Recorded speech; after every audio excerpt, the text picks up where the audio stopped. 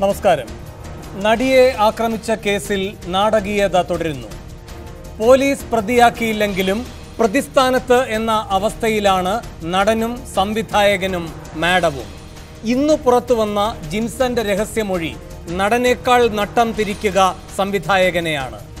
കാര്യങ്ങൾ സംവിധാനം ചെയ്തതിൽ പിഴവുകൾ പലതാണെന്ന് പോലീസ് കണ്ടെത്തിയിട്ടുണ്ട്. ബ്ലാക്ക്മെയിൽ ചെയ്തെന്ന നടന്റെയും സംവിധായകന്റെയും വാദഗതിയാണ് രഹസ്യമൊഴി പൊളിച്ചത്.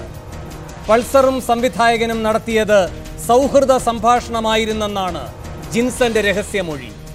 ലക്ഷ്യയിൽ സാധനം എത്തിച്ചെന്ന് പൾസർ പതുങ്ങിപ്പറയുന്നതും ജിൻസൺ പിടിച്ചെടുത്തു.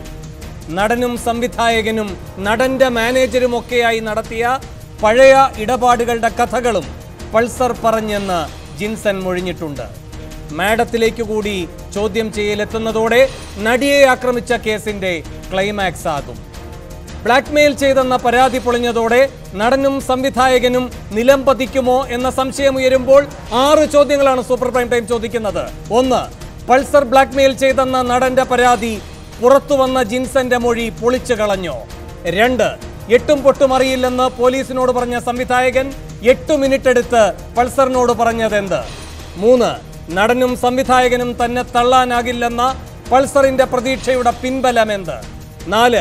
ഫോൺ ദുരൂഹത നീക്കാനും ലൊക്കേഷൻ സെൽഫി കണ്ടെത്താനും അന്വേഷണ സംഘം അമാന്തം വരുത്തിയോ? 5. തെളിവുകൾ പുറത്തു വന്നതോടെ പ്രതിരോധത്തിലായ പ്രമുഖർ അറസ്റ്റ് വരിക്കേണ്ടത് അനിവാര്യമാകുമോ? 6. 2 ദിവസത്തെ പോലീസ് നീക്കം ഫലം കാണുമെന്ന പ്രതീക്ഷ ലോക്നാഥ് ബെഹ്റ പ്രകടിപ്പിച്ചതെന്തുകൊണ്ട്? ഈ ചോദ്യങ്ങൾക്കുള്ള ഉത്തരം തേടുകയാണ് സൂപ്പർ പ്രൈം ടൈം.